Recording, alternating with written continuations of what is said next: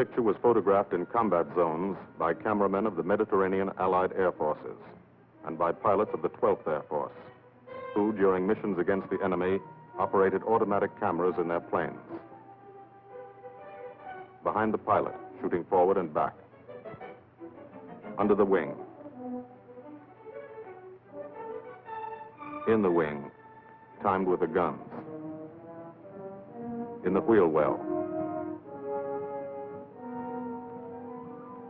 In the instrument panel, photographing the pilot himself.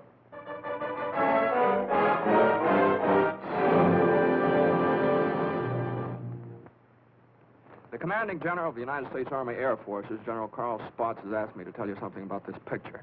I don't think I could do any better than just to read from his telegram to me. Thunderbolt was made in 1944. That's ancient history. It was made about one fighter-bomber group in the Italian campaign. It happens to be an American group. But the same story could well be told of the Royal Air Force groups which participated so gallantly in the same air offensive. As a matter of fact, the story belongs to all men who fought for freedom and did it a long way from home. Signed, Spaatz. Thank you.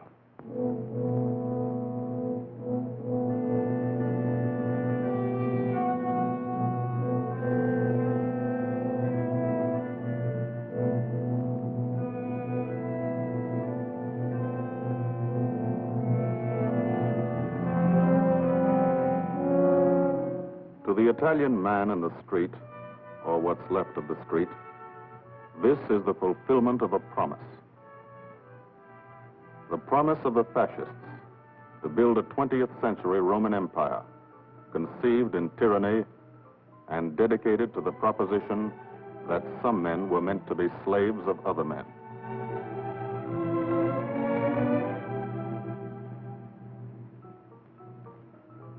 Special victims were the children. They saw things not meant for children's eyes.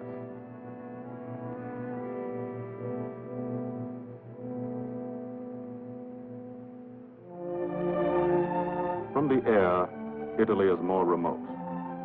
The airman never sees the face of the people, only the face of the country. From the air, you look down at the mountains. Look down and wonder how our men on the ground ever got through. Mountains and rivers. The Volturno, a lot of American blood in that one. Natural barriers made other campaigns tough too. Exhausted Hannibal's elephants, Caesar's legions. For the airmen, the ground war is remote. The only war you really understand is the air war. You can see a pattern to it. Lots of the country never been touched. Little towns that walk the ridges, like tightrope artists to keep from falling off. This one didn't matter. When something did matter, that was another story. This is how we changed the face of Italy. From the air.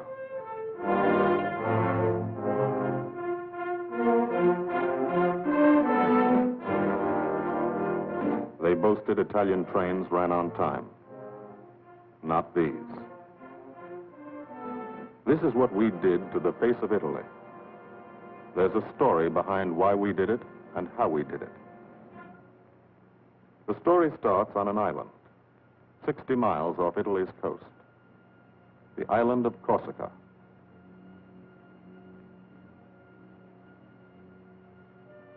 Corsica. Rugged. Primitive. Mountainous. Malarial. Here they still remember a local boy who put Corsica on the map 150 years ago. This island part of France was liberated by the French in September 43.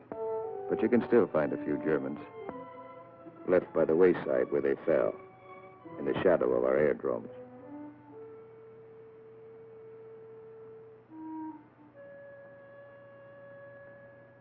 Alto Air Base. Sunday morning. Here, Sunday is like Monday, and Monday is like every other day in the week. A working day.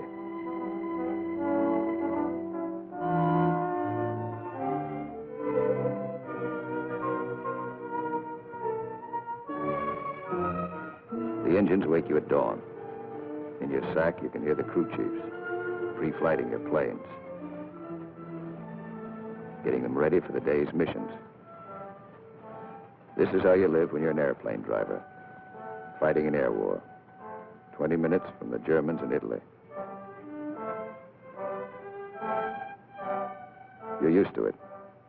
You've been washing out of your helmet since July 42. From the Holy Land to Africa, across the desert, Egypt and El Alamein, to Libya and Tunisia. 1,300 miles. You moved when the infantry moved. Sicily and Italy. 58 moves in 2 years. Now Corsica. This is the best deal you ever had. Call it the country club.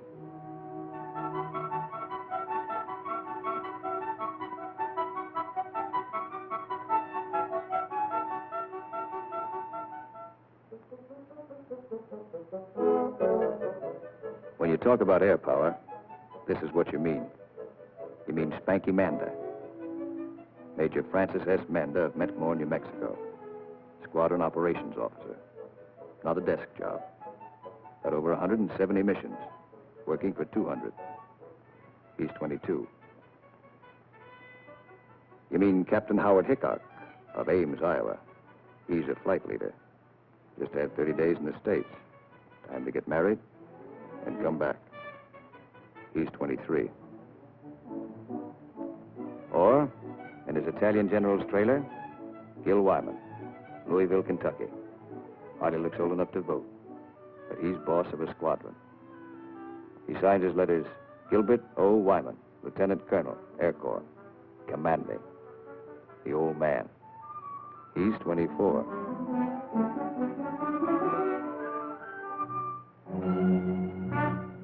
Sunday morning. For the 57th Fighter Group, 3 squadrons, 1,000 men, another day begins at Alto Air Base. You could close your eyes and see it this way. Spread out like a diagram. Been home sweet home for some time. Good steel mat runway, 150 by 6,000 feet. Tower call sign is breakneck. Lots of jokes about that.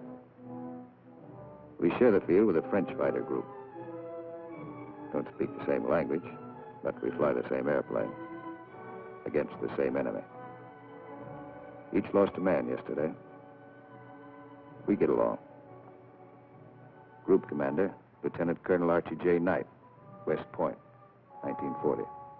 He's 27. First mission today is a 6-5 squadron show. Briefing, right after breakfast. Informal, short, to the point.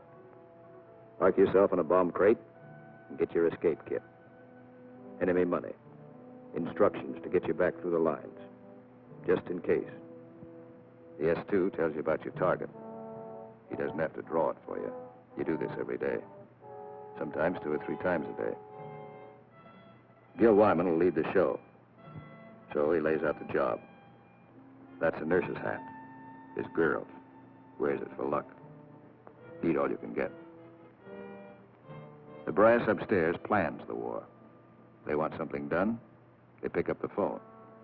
You do it. Don't always know why they send you out on a mission. Don't always care. But you know there's a reason. A good one.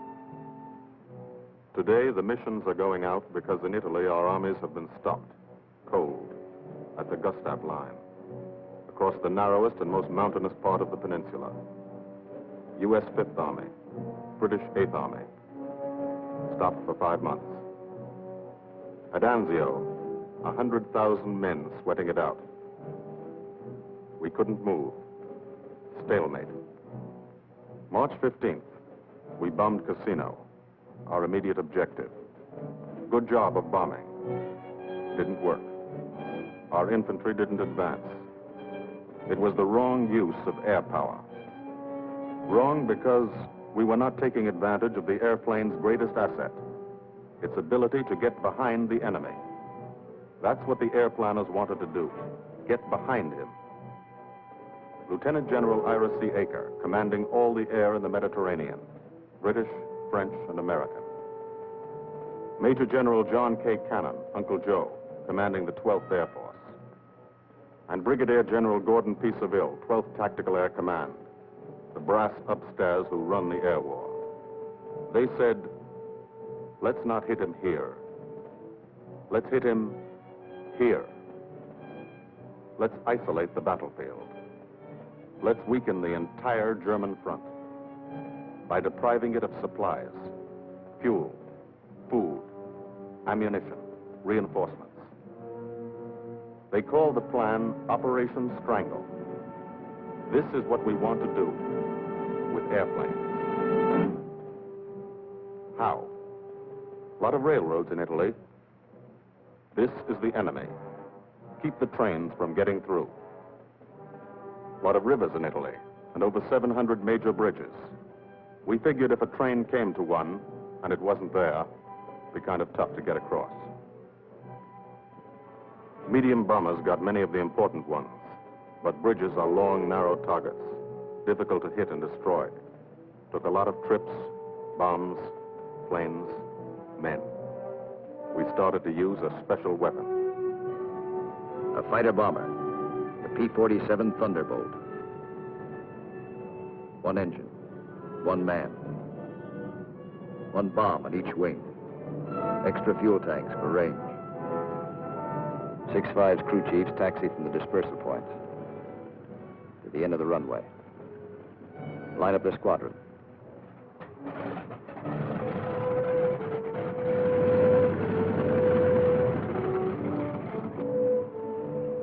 All the pilots have to do is climb in and take them away. If you're a crew chief, you've got your own P-47. Sometimes you think of it as your personal airplane. The pilot's a fellow you lend it to every day. You let him fly around in it, and you expect him to bring it back in good condition. No bullet holes or flak holes. After you've been lending your airplane to one pilot for a long time, you get attached to him, too.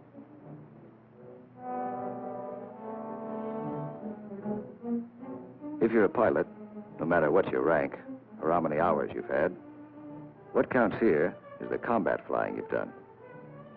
Unless you've done plenty, you're a beginner. You're called a sprog. And you remain a sprog until you're wise to the tricks of the trade. After you've put a few missions behind you, you become a sport. Then, with plenty of action, 50 or 60 missions, if you're still around, you're promoted. You become an old sport, a veteran. The big shots, like Gil Wyman, are called wheels. No one knows exactly why. This fella's a wheel, too. Says so in his plane. Major Richard O. Hunziker of Tucson, Arizona. Got 179 missions. Your crew chief can't go along, so you always like to tell him what you're going to do. Got a triple threat mission today. Each section's going after a bridge. I'll come in on a course of about 40 degrees. Same old thing. Go out there and dodge around in the ack-ack. Dive bomb out of a left-hand turnabout and carry the bombs right on down. We're flying top cover on the other two sections while they bomb, and then we go in ourselves. Weather's supposed to be cavoo, so maybe we'll have a good show.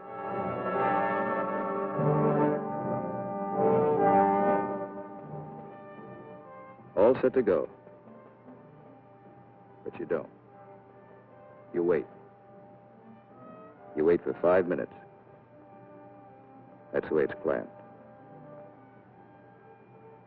Time to settle down. Relax. You'll be busy later.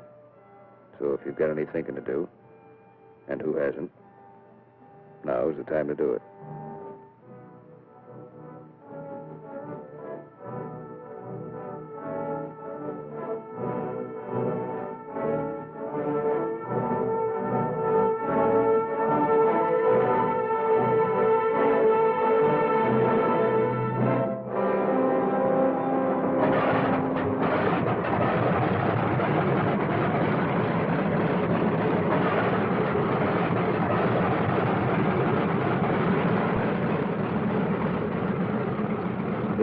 Hold this till I get back.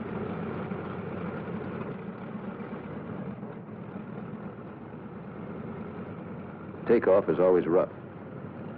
Thunderbolt's a heavy airplane. Besides, you've decorated it like a Christmas tree. Belly tank, rockets, guns, 500-pound bombs, cameras. Hello, Breakneck. Cola Leader here. We're clear to take the runway for a takeoff. Over. Roger, Cola Leader from Breakneck. You're clear number 1 to take off. Roger, Breakneck. Thank you. The mile of steel runway will shrink to nothing under you. Halfway down, by the tower, you'll be committed. That means you can't slam on the brakes and stop. Once you're committed, you usually go up. First pair, Wyman and Gustafson.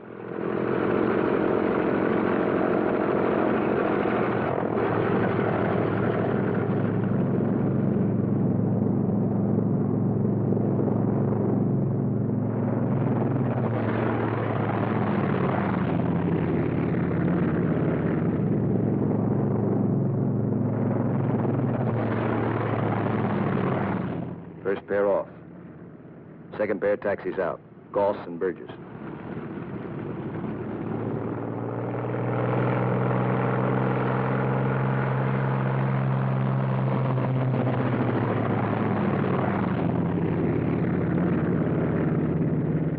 Made it okay. Amanda and Richardson.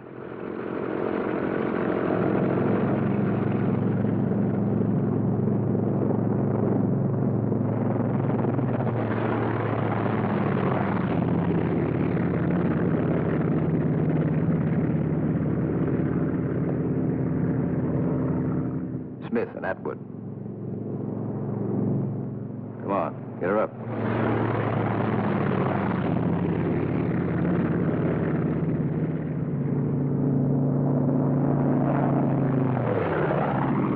Hickok and Morrow.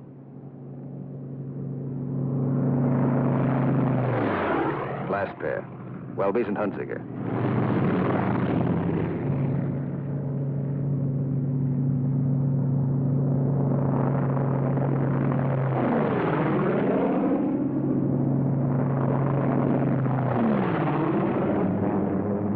The squadron is airborne.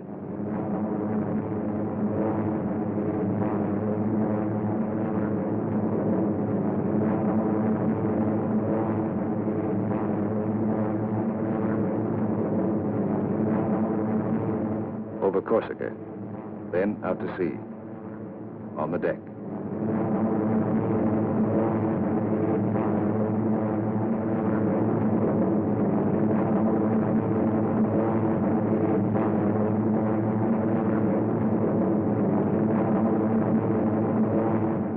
Miles east to Italy. Flying from Corsica, you go only 60 miles and you're 150 miles behind the German front. Turn again on that castle. Now you're heading north into the mountains.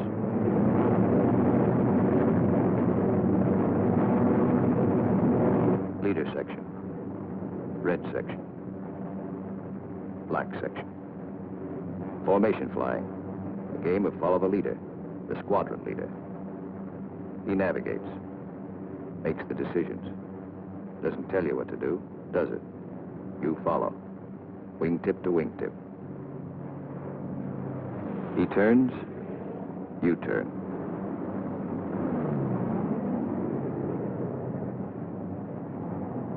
He climbs, you climb.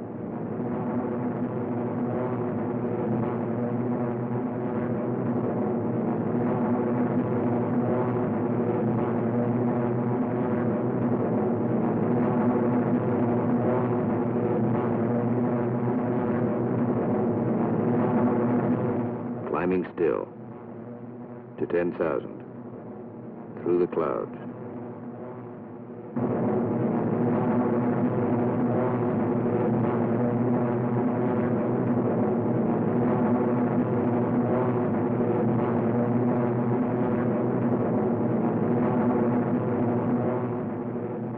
Getting close. Start looking for the target. Stuck down there in one of those ravines. All look alike. Wingman, he's back. Keep the formation spread out.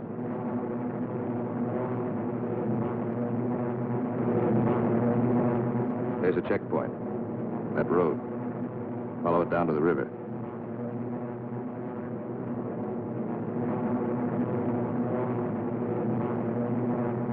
Your first bridge should be down there. Somewhere.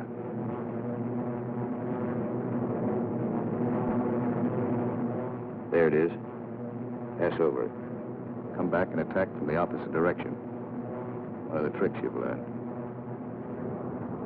Leader section. Goes into loose string formation. One plane behind the other. Then, Wyman peels off.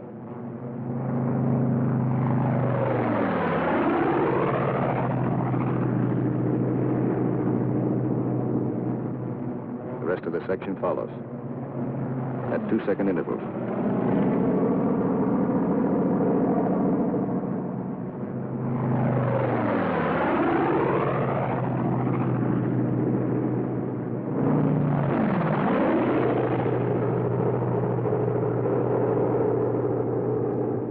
Last man goes in.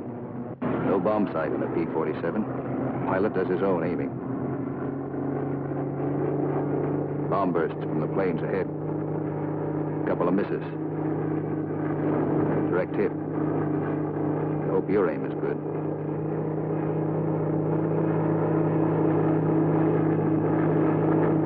Drop your bombs.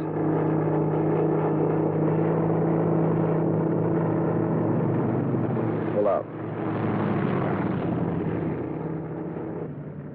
They black you out for a second. Blood drains from your head. But you're young. It comes back fast. You're all right now. Leader section reforms. Top cover. Watch his red section bomb. A miss.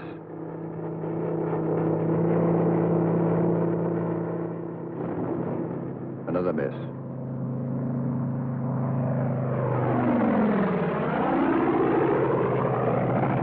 A hit. Black section goes down.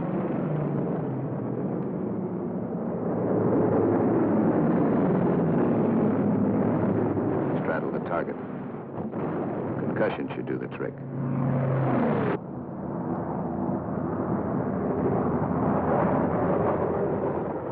No more bombs. Still got plenty of gas. Plenty of ammo. Go in the prow. Ease down on the deck. See what you can find.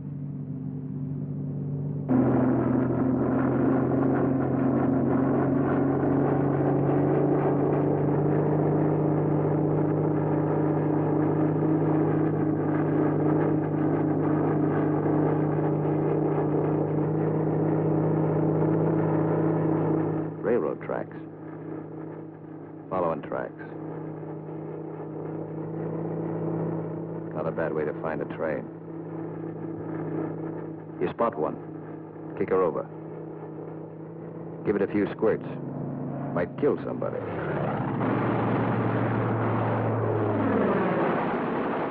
Bust the locomotive first. Train can't move now.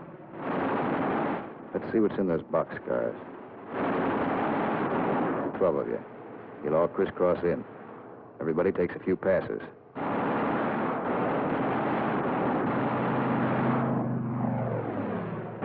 Try the cars one at a time. Might be something interesting in them. Usually is.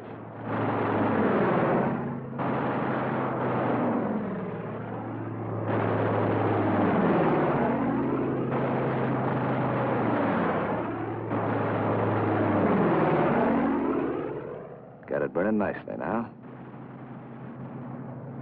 Take another pass. For luck.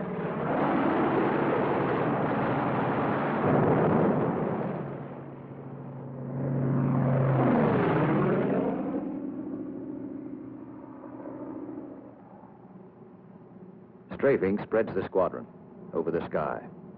Every man his own general. Looks like we're out of trains. Lighthouse out there. Wonder if I've got any ammo left. Yep. Radio station.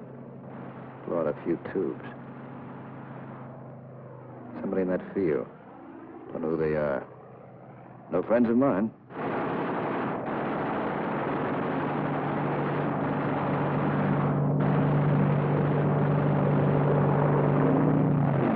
Cherry vehicles. Parked in that farmyard. More in back. Must be a headquarters. Houses around here look kind of suspicious. Might be something in them. Nothing in that one. Nothing in that one.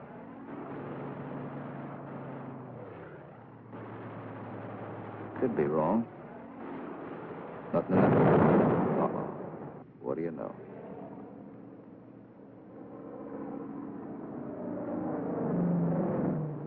Back at Alto.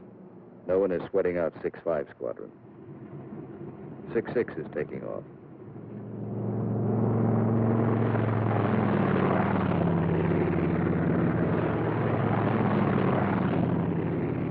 No one will sweat them out either. There are too many missions. 9 for today. When you don't fly, you've got things to do. Try to make some sort of life for yourself. In trying, you've improvised an American community. Step off the field, you're in Corsica. Step back on, you're in America. This is part of the war, too. The endless detail of living. The dust is a problem. Dust is good for the laundry business. Hand laundry. Branches everywhere. Community laundry. 3-day service. And for the rugged individualist, water supply, pump, heating unit, washing machine. The sergeant used to sell these in New Orleans. He's keeping his hand in. The barber shop. And for the next customer, always something to read. Never more than a year old. Bus line. Lunchtime special. And for the intellectually minded, there's time for the more serious things, like practicing your yo-yo.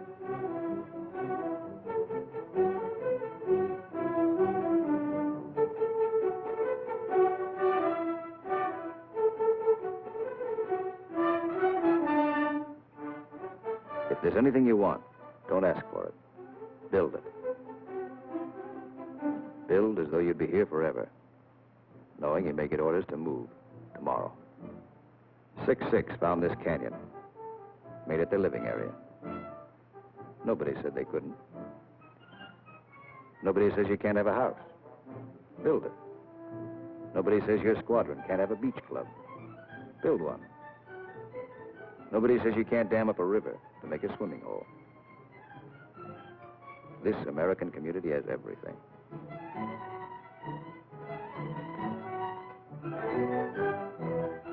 When you come off your shift and somebody else is carrying the ball, you try to relax, enjoy yourself. In danger a couple hours a day, the rest of the time, you're out of it. Beach club's a busy place. So is the Mediterranean. Mussolini once called it Mare Nostrum, our sea. But that was yesterday.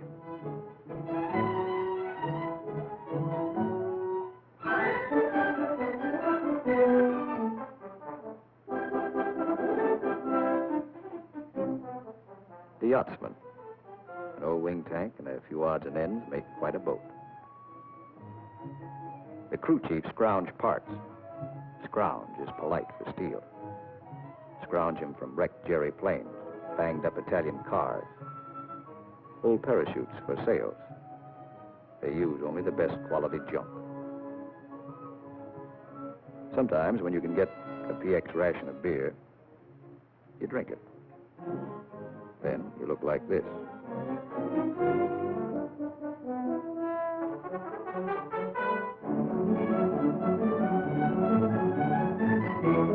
Alto's the best deal you ever had. The country club. Not a laugh, not a sun. Your American community has everything. Except the things you really want. There are times you'd rather be flying than waiting around, killing time. Because when you're flying, you don't have that feeling of the days, and weeks, and months slipping by. Slipping by and leaving you standing still. These are your years. Years to get started. Find yourself. Your job, profession. Get married. Kids. Home of your own. These are the years that count. So, you have your pets. To give and receive affection.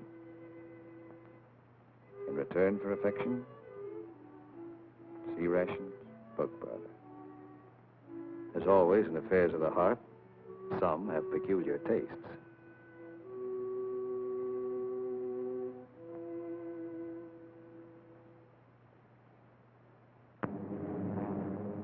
Six Squadron, heading out.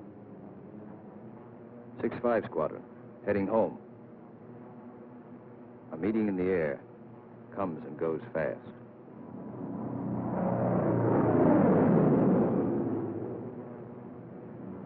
6-5, leader section.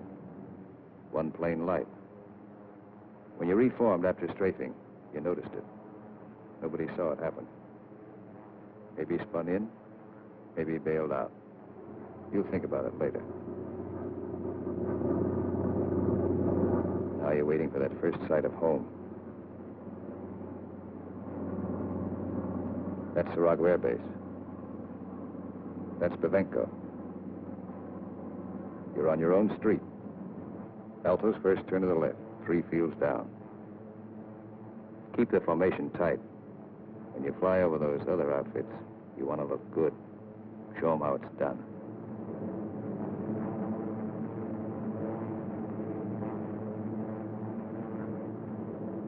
Alto, home. You come in low and peel up.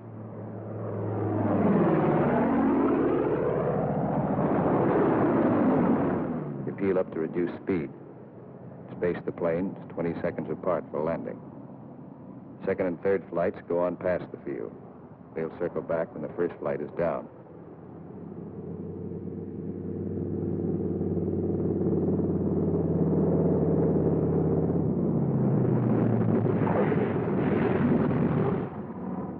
Drop your gear.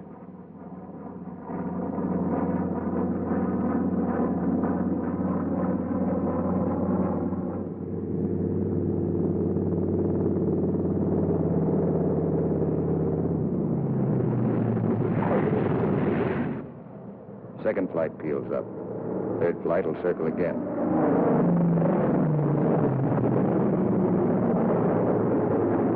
This is all the flying the ground crews see. You like to give them a kick.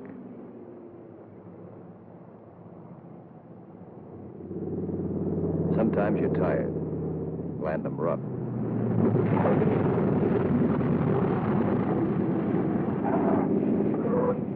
It's embarrassing. The colonel's not happy about the flak holes. New airplane. His crew chief will be mighty sore. And how will you explain this away? Then, after the interrogation, you relax. Grab off some donuts and coffee. Jive with a Red Cross girl who meets every mission. And fly the show all over again, on the ground. Wyman goes back to work at being a colonel. Missing an action report to sign. A telegram from the War Department has to start somewhere. By mid-April, every rail line in Italy was blocked. We drew a line of interdiction across the country. No train could move south of it. South of it, the railroad system was dead.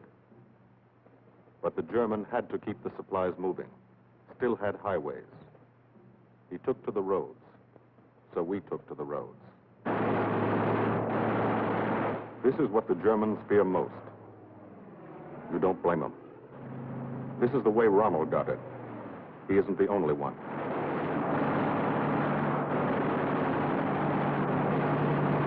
When you clobber a highway, you burn plenty of ammo. Cyclic rate of fire, 800 rounds a minute. You've got 8 guns, 106 bullets a second.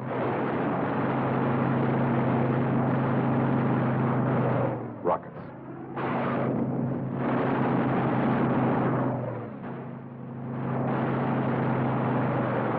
Those aren't just trucks and Germans. You're stopping ammunition before it's fired on the Fifth Army front. And you're doing it 200 miles behind that front.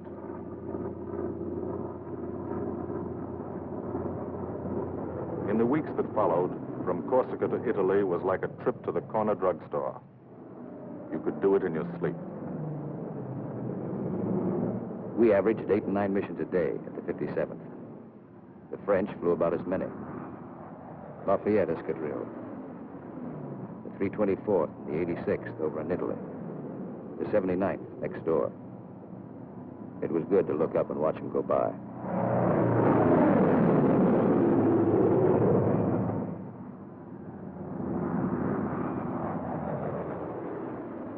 But there were other things. There were those pillars of smoke. Never knew when you'd see one. That's a wreck. A P-47's cooking, and there's a man in it. When they hit like this, there's nothing to do. Let them burn.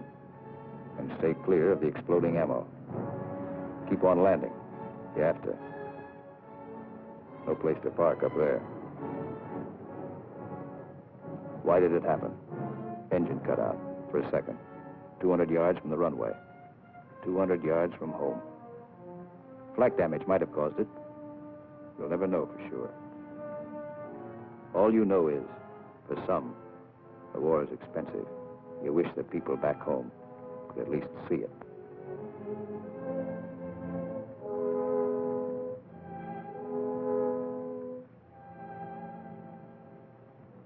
We kept up the pressure. And by the beginning of May, the roads were practically closed. If one man on a motorcycle appeared on the highway by day, he was a dead pigeon. The German took to the sea. 2 months after we started, the strangle was on. The Germans had barely enough supplies for 2 weeks. That's when our ground forces attacked. Allied troops took Cassino. We linked up with a beachhead at Anzio. And in 3 weeks, we're in Rome.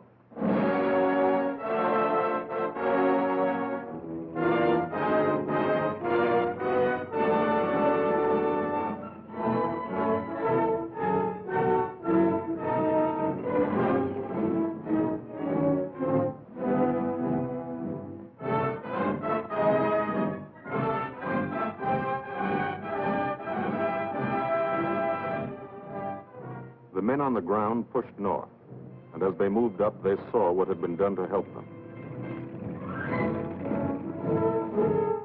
10,000 enemy vehicles, destroyed or damaged.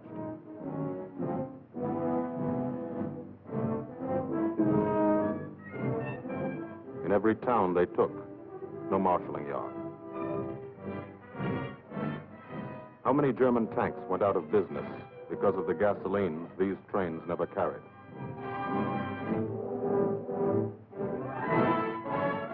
They advanced, and they saw the bridges. How many German shells were never fired because they couldn't get across the rivers?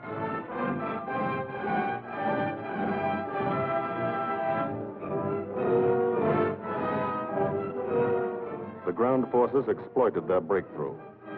In plain language, they shot and killed Germans. And they ate up the country. Almost 250 miles in one non-stop offensive. The ground forces won a battle, but they still had a war to fight, and you were still flying missions. Up from first light to last light. Only the coming of darkness would stop you. Only the coming of darkness would bring the last missions home to Alto.